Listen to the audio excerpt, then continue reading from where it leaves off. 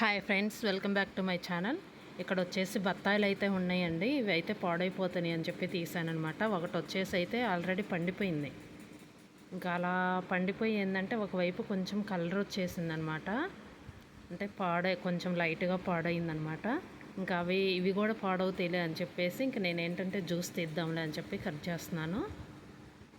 ఇవైతే కట్ చేసి పెట్టాను.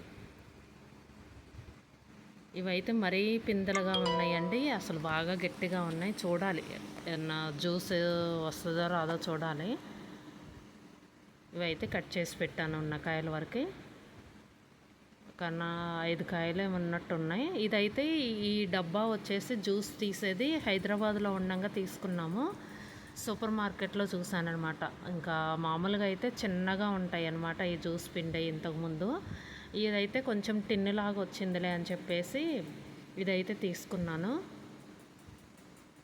ఇంతకుముందు ఫస్ట్లో వచ్చినాయండి. అవైతే కొంచెం ఇలానే ఉండేవి కానీ చిన్న బౌల్లాగా ఉండేవి అనమాట కింద. వెంటనే ఇంకా ఊరికనే ఫుల్ అయిపోయేదనమాట. ఇంకా అదేంటంటే ప్రతిసారి ఉంచుకోవాలి గ్లాసులో. ఇక్కడైతే ఇది టిన్నులాగా వచ్చింది కదా, డబ్బాలాగా వచ్చింది కదా. ఇదైతే కొంచెం లోతు కూడా ఉంది. ఇంకా ఒకసారి మొత్తం పిండేసుకున్న తర్వాత వంచేసుకోవచ్చు గ్లాస్లోకి.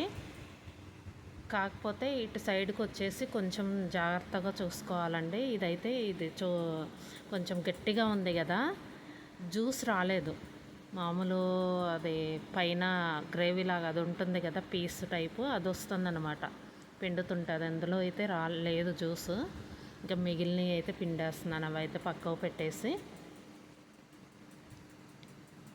మొత్తం అయిపోయిన తర్వాత చూద్దాం ఎంత జ్యూస్ వచ్చిందనేది. ఇంకా మధ్యలో గింజలు అయితే తీసుకుంటున్నాను. గింజలు అయితే తీసేసాను. గింజలు అయితే తీసిన తర్వాత ఇంకా మధ్యలో పీస్ ఉంటుంది కదా, ఫైబరు, అదైతే నేను పడేయట్లేదండి. అదైతే నేను గ్లాస్లోనే వేస్తున్నాను. అది మంచిదన్నమాట, ఫైబర్ ఉంటుంది అందులో. మామూలుగా అయితే ఫ్రూట్స్ వచ్చేసి మనము వట్టి కాయలు తింటేనే మంచిది, ఫైబర్ కూడా ఉంటుంది కాబట్టి. ఇదిగోండి. ఇంకా కాకపోతే బత్తాయిలు వచ్చేసి కొంచెం ఒలుసుకోవటం అది లేట్ కదా, అందుకని చెప్పేసి నేను జ్యూస్ అయితే తీసాను. ఇదిగోండి, ఇంత జ్యూస్ అయితే రెడీ అయింది. ఇదండి వీడియో. ఈ వీడియో కనుక మీకు నచ్చితే లైక్ చేయండి, షేర్ చేయండి. Thank you.